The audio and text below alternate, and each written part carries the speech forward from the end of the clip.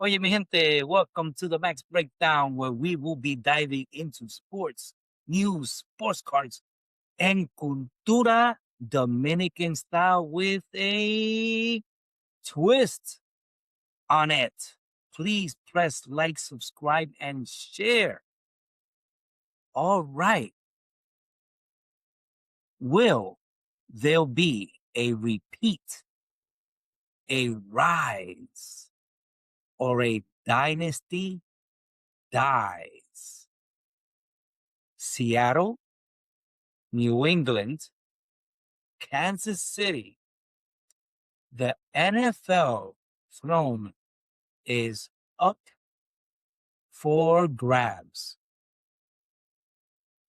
Yo, yo, yo, what's good, mi gente? It's your boy, Max, coming to you live with the hottest sports pod in the game. Today, we're diving into the biggest question in football. Is Seattle about to repeat?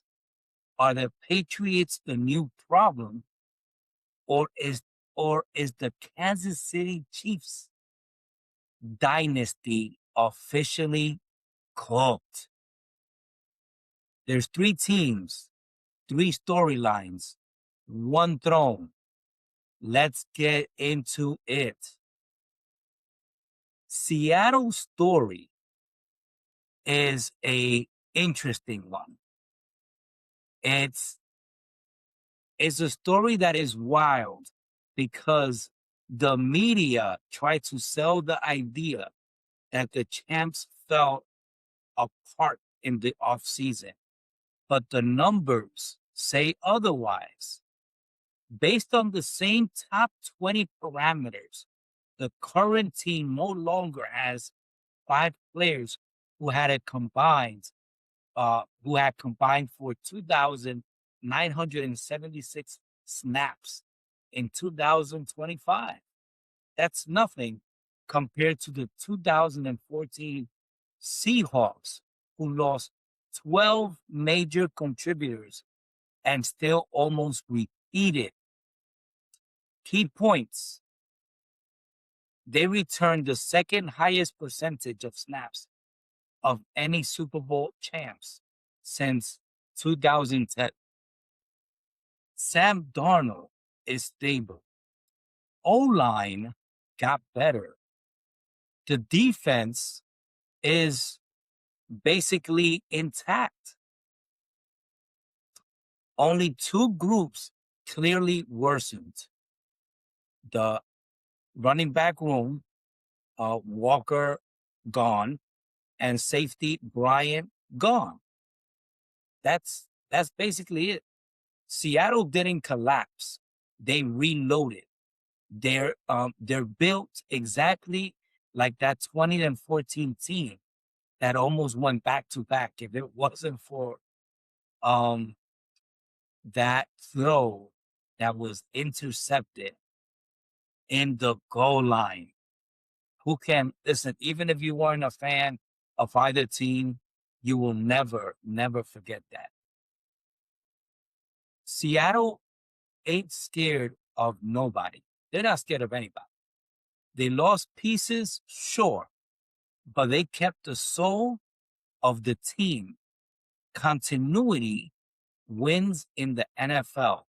And the Seattle Seahawks, I was about to say sea chickens, has it. They're not just trying to repeat. They are expecting to repeat. But at the end of the day, I believe that every team thinks that they're going to repeat, but it's definitely one of the hardest things to do. So going to the other side, okay? Going to the other side, the Patriots are cooking something that's completely more dangerous. And it starts with Mike Vrabel. Vrabel has built a staff filled with former head coaches, coordinators, and up and coming teachers. This is the most stacked coaching staff in the league. Thomas Brown, the secret weapon. Brown is a passing game coordinator, tight end coach, former Rams assistant head coach, former Bears interim head coach, a rising star who keeps getting head coaching interviews. And you know what? He is the glue of this offense. This shows that you can be a CEO head coach and be successful. He walks in every single room and gives the coaching points, roster highlights. Like, for example, Christian Gonzalez, a top 3. Listen to this. He's a top 3 cornerback in the league. Milton Williams, a top 10 defensive tackle. Trayvon Henderson, an emerging weapon. He had a game last season where he scored 3 touchdowns. That was an unbelievable game. I can't remember who it was against, but it was an unbelievable game. Then you have Hunter Henry, Mr. 40 catches every year. The O-line continuity is completely elite. You know, the Patriots aren't flashy. They're not loud. They're not hyped. They're built. They're basically building a machine. That's basically what they're doing. New England is that team that you don't want to see in November. Now they have a tremendous amount of weapons. They're disciplined, they're coached up, and they're hungry after that embarrassing loss. They're the dynasty. They're not a dynasty yet, but they are a threat, hands down. So this is not the last that we're going to see of New England. They're definitely cooking something up there in New England for sure. Now, getting to a very important topic is, are the Chiefs, you know, do you feel that the Chiefs stumbled or that they crashed? You know, few foresaw the Kansas City Chiefs 6-win face plant in 2025. I don't think nobody expected that. Nobody. If you did, then and you didn't play the lotto, you messed up because nobody expected that. Then you had Mahomes, who tore his ACL and his LCL, but he's expected to miss a few games, if any games. This guy is coming back with a vengeance, and he is more determined than ever.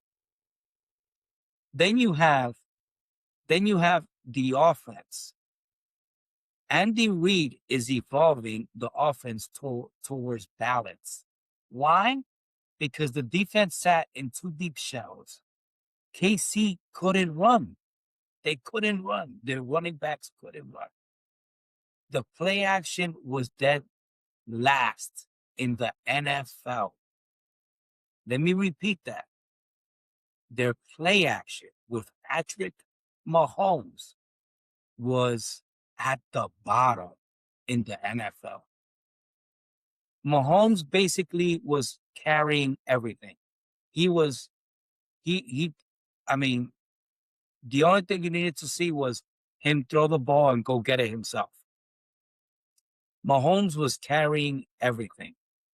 But now there's a very interesting part to this. And it's that they have the guy that had just won the championship in Kenneth Walker III.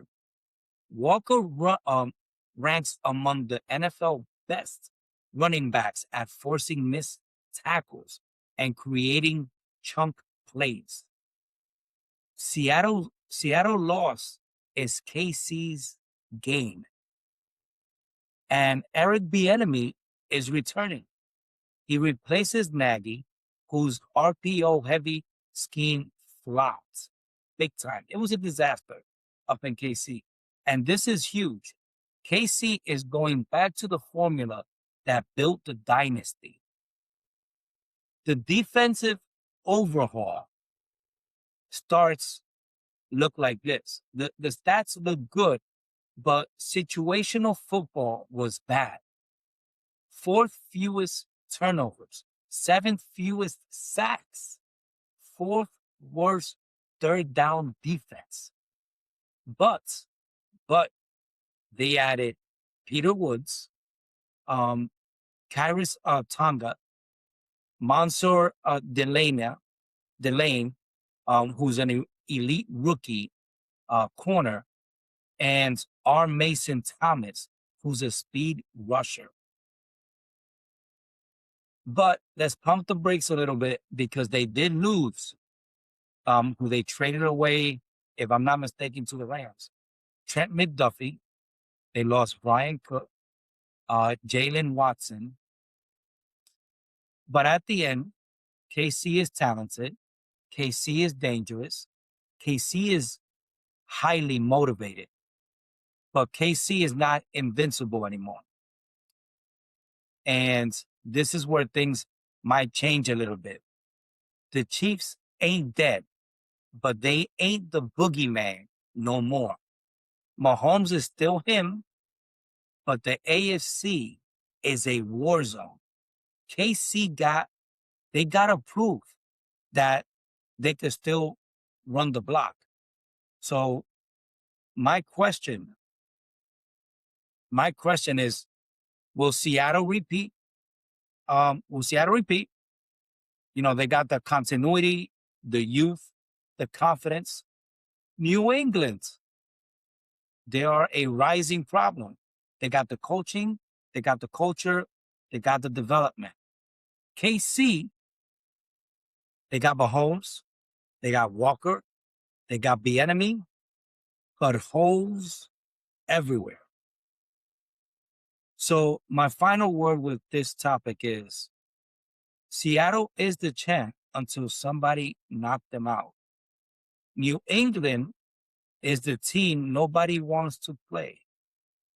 KC is the dynasty fighting for its life. But right now, the NFL's throne is wide open.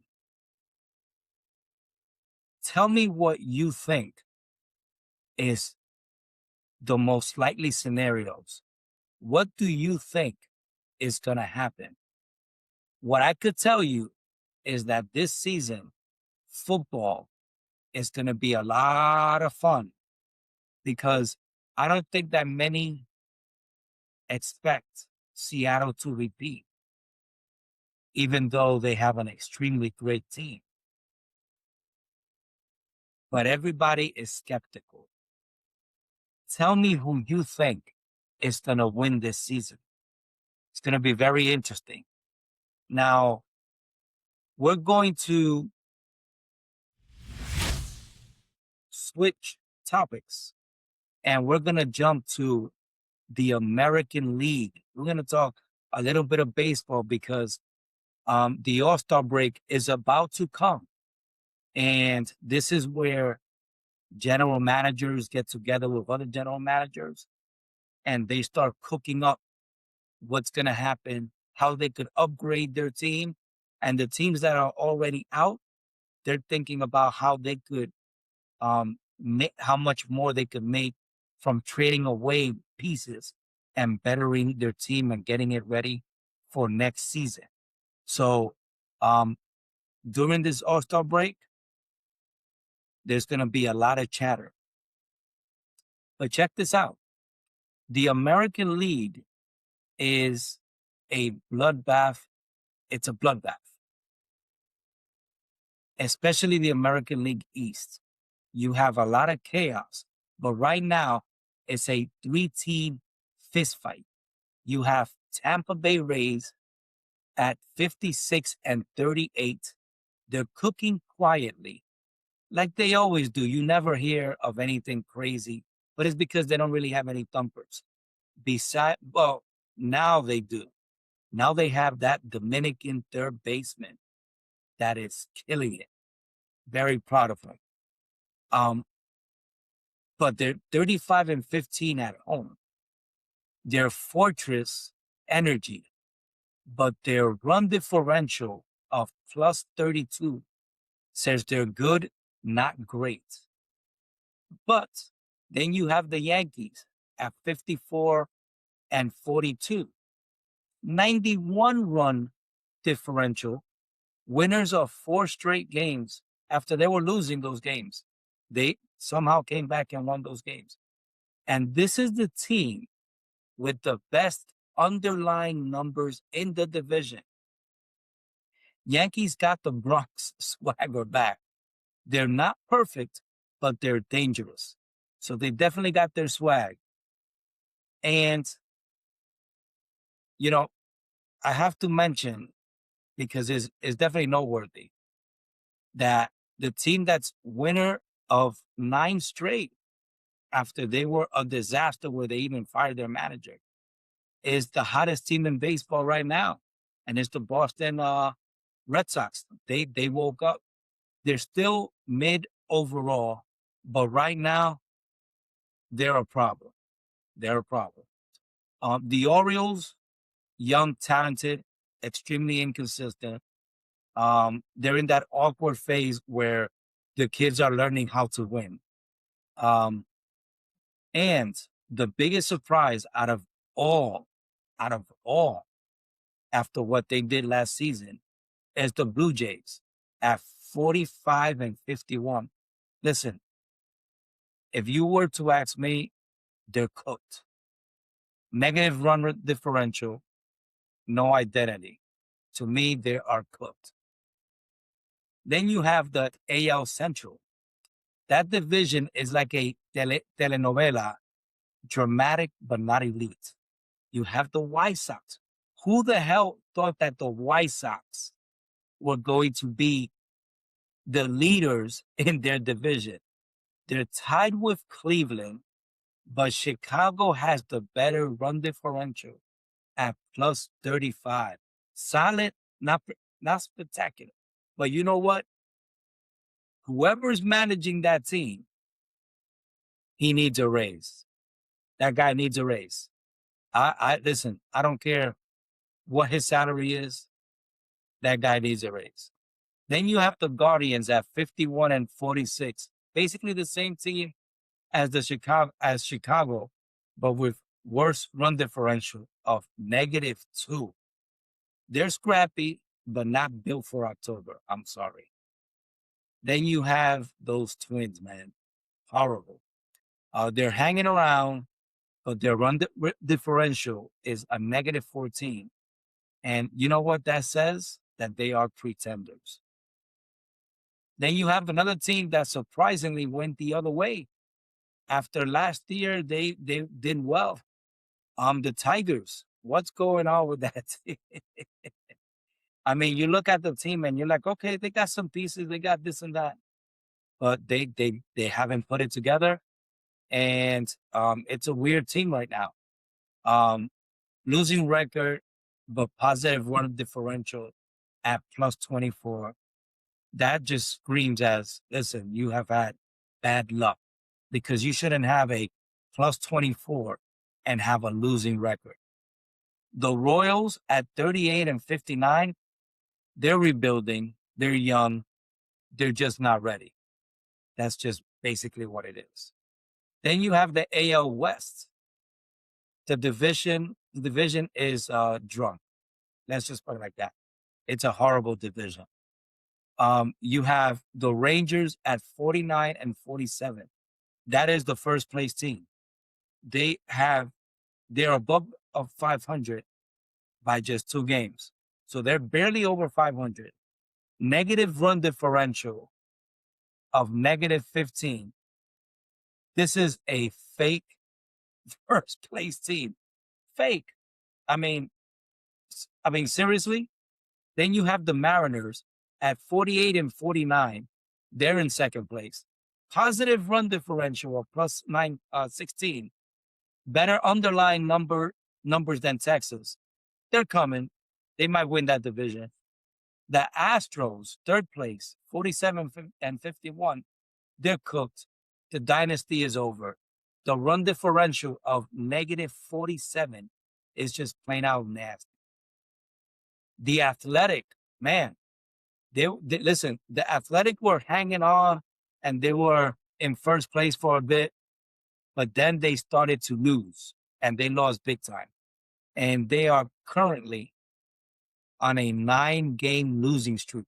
And if I'm not mistaken, their big first baseman, Nick Kurtz, is on the IL. So good luck. Then you have those Angels. Boy, listen. I don't want to beat the drum on this, but I don't understand how you have Mike Trout still on your payroll.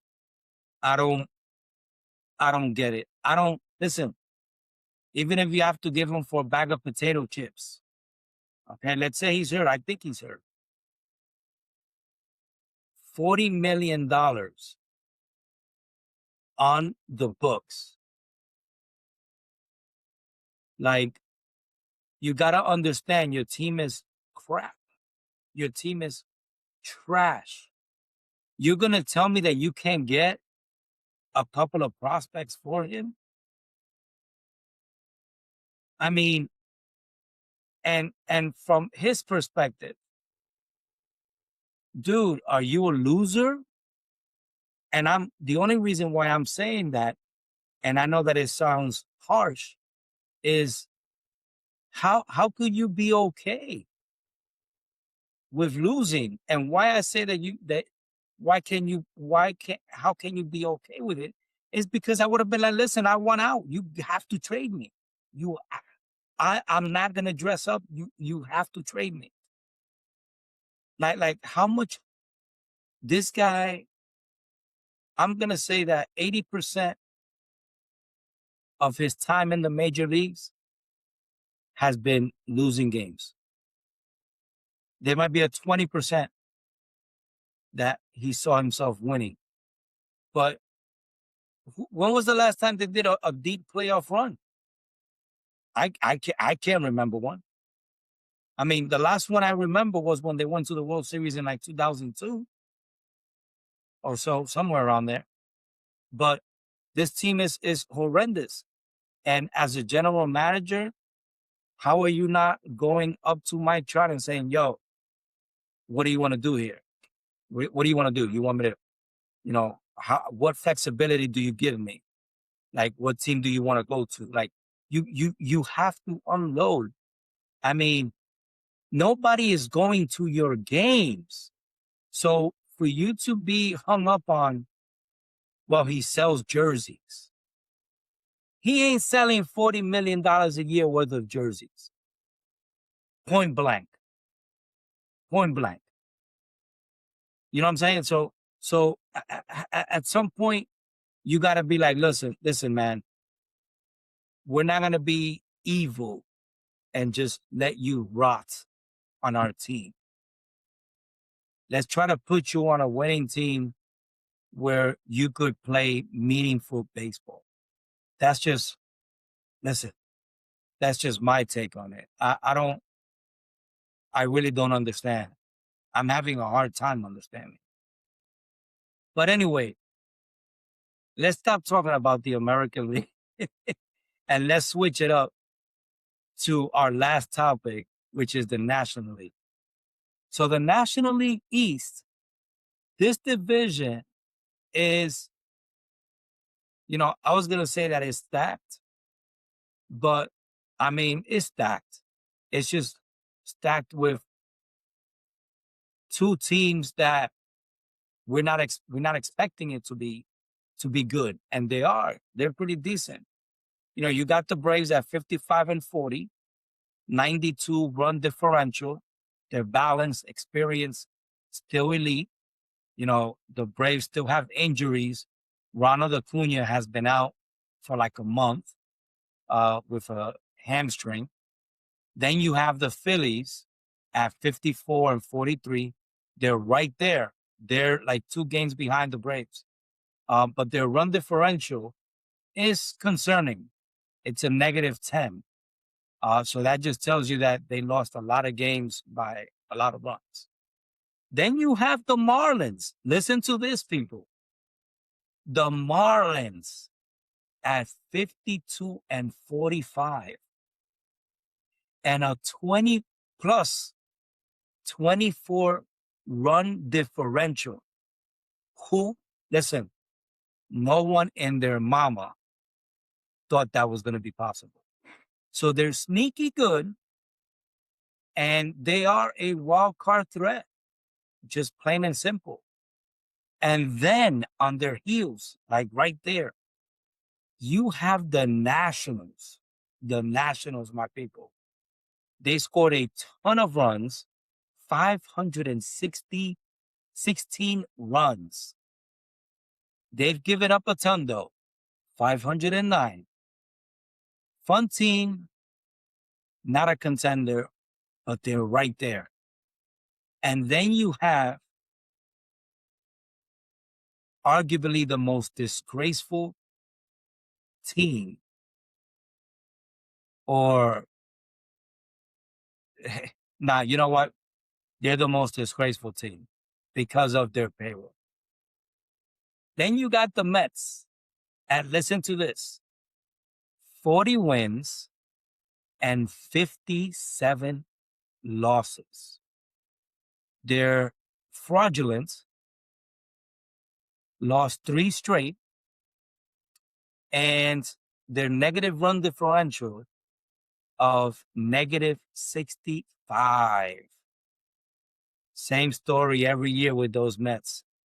All I can say, in all honesty, is just pathetic. It's just pathetic. I mean, if I'm the owner of the Mets, I'm picking up the phone and calling my general manager, and I'm saying, what are you going to do in these next couple of weeks? What is your game plan? And it better be a damn good one, because your game plan to start the season is not good. A division that has been super interesting to see has been that Central Division. It's been like, oh my God, what's happening here? And a lot of scoreboard watching. This division, we should name it War.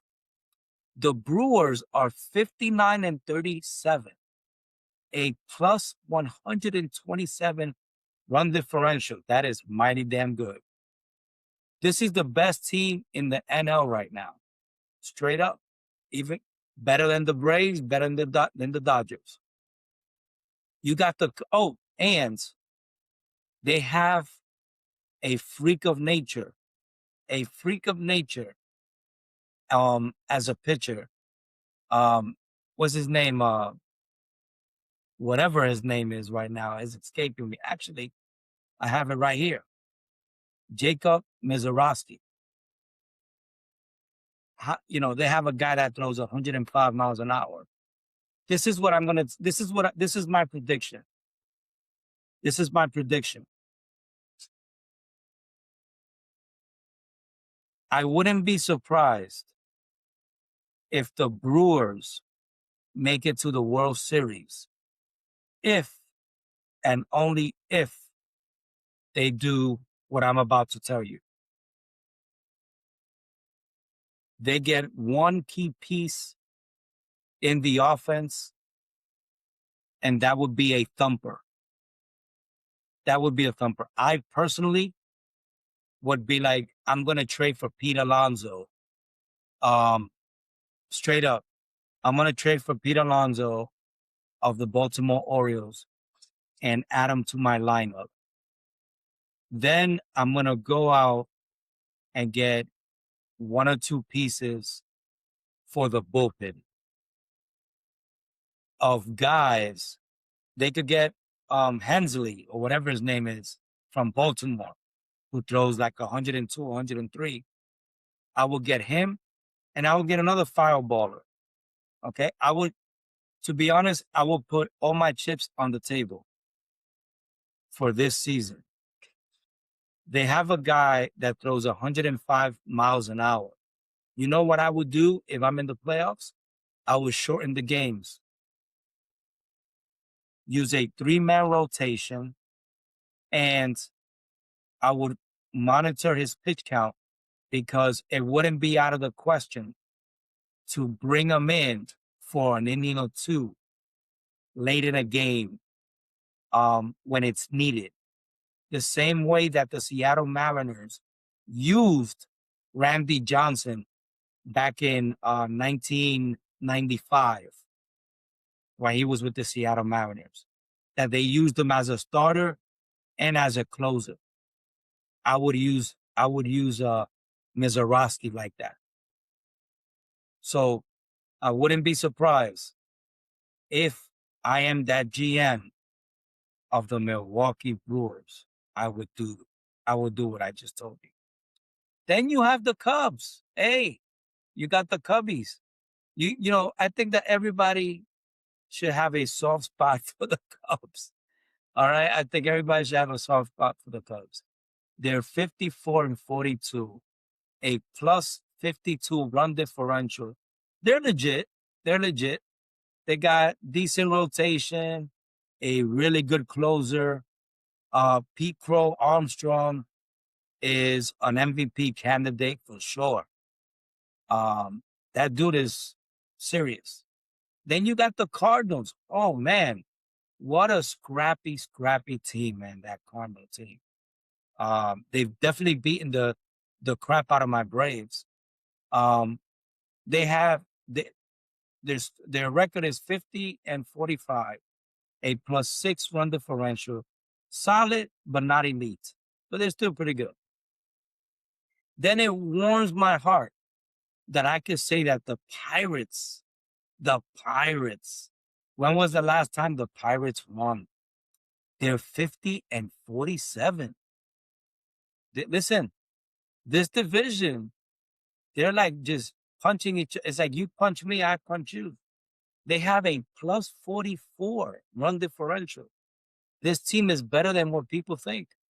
And they have a couple of fireballers that throw they have like 3 guys in their rotation that hit 100. That's pretty nasty. Then you got the Reds. I'm a little bit disappointed on the Reds. I guess they've been the punching bag of these teams in the Central. They're 43-52. They're fun. They're young, but they're just not ready. They're just not ready, and they haven't put it all together, and they're missing some pieces. And then you have that NL West, where there's just one clear-cut winner, and that's the Dodgers. They're 61-36, a +149 run differential. This is a monster team, and you could argue that they could be the best team in baseball. Then you have the Diamondbacks at 49-47. They're mid. They're right there. Negative run differential of -13. They're not a real threat though. Then you have the Pirates at the Padres at 500, 48-48. Listen, that's a team that has to make a move. Either you go all in, or you just start trading away pieces, because you've been playing this song and dance for the last 4 years, and you haven't been able to break through in any way. So you either make a move or you just keep wasting the money that you've invested and the talent that you have. You have Machado, who's not getting any younger, and you paying him a shitload of money. And then with Tatis, he seems like a guy that either you're gonna stay with him, or are you gonna trade him? Like, what are you gonna do with Tatis? Like, I mean, there's just things you could do. I want to see the Padres do something at the trading deadline.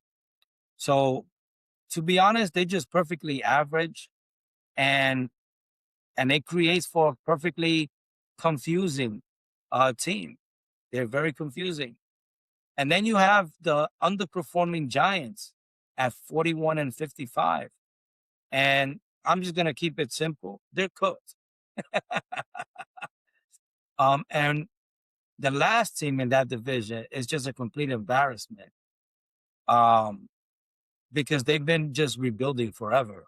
So it's like, is this team serious? I mean, what is this team doing? I mean, this team is just, if you are a Rockies fan, how could you feel good turning on the TV and saying, let me watch my team? I mean, this team is just pathetic, to be honest. They're 39-59. And, besides McCarthy's second, what was it, inside the park home run a couple of nights ago, there's nothing exciting about this team. They got no thumper. They got nothing. Okay. Look, baseball right now is a 3-team world. Straight up. Dodgers run the NL. Brewers are the sleeper. Yankees are the AL best threat. But the story of the season is the AL East is a war zone. The NL Central is a gauntlet. And the Dodgers look like they're built in a lab. This October is going to be straight fuego. And mi gente, that's the breakdown for today. Walk with faith, move with purpose, and don't let anyone shake your spirit. This is back. El que te lo dice claro. And I'll see you on the next one.